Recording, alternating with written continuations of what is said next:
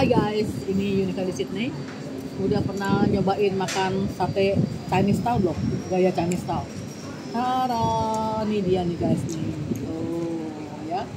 Jadi itu isinya macam-macam guys. Ada ayam, ada giblet. Giblet tuh apa sih?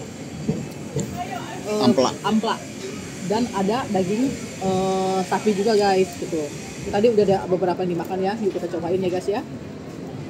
Mantep nih guys nih. Udaranya lagi dingin, hari pertama winter, sambil makan sate.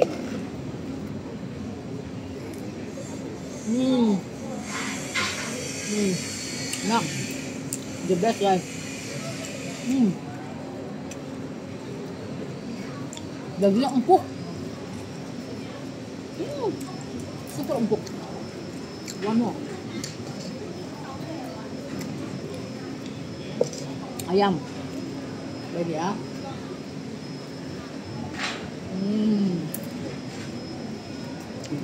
Enak. Bye bye.